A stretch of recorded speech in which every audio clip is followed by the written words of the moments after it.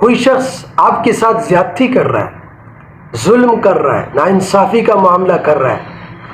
آپ کو تنگ کر رہا ہے، ستا رہا ہے، آپ کو تکلیف پہنچا رہا ہے، آپ کو پریشان کر رہا ہے،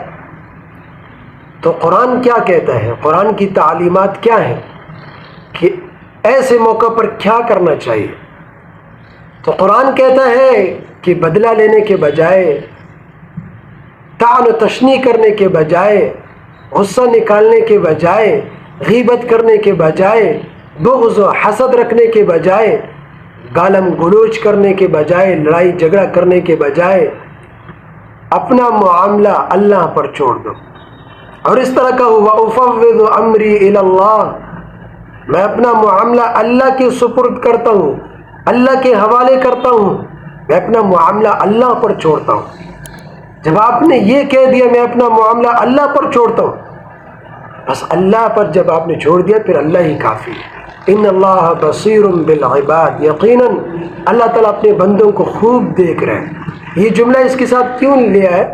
کہ بعض اوقات، بلکہ اکثر اوقات ایسا ہوتا ہے ہر شخص اپنے آپ کو مظلوم کہہ رہا ہوتا ہے، ہر شخص کہہ رہا ہوتا ہے میں شریف ہوں، میں مظلوم ہوں، سامنے والا ظالم ہے، سامنے والا زیادتی کر رہا ہے، تنگ کر رہا ہے، ستا رہا ہے، حالانکہ اس کی طرف سے بھی زیادتیاں ہوتی ہیں، اس کی طرف سے بھی شرارتیں ہوتی ہیں، وہ بھی تنگ کر رہا ہوتا ہے، لیکن اپنے آپ کو مظلوم کہہ رہا ہوتا ہے۔ تو اللہ تعالیٰ کہہ رہے ہیں میں اپنے بندوں کو دیکھ رہا ہوں کہ کون ظالم ہے، کون مظلوم ہے، کون شریف ہے، کون بدماش ہے، میں خوب جانتا ہوں، میں دیکھ رہا ہوں۔ تو واقعتاً وہ ظالم ہے اور آپ مظلوم ہیں، آپ شریف ہیں، واقعتاً وہ آپ کے ساتھ زیادتیاں کر رہے ہیں اور آپ صبر سے کام لے رہے ہیں،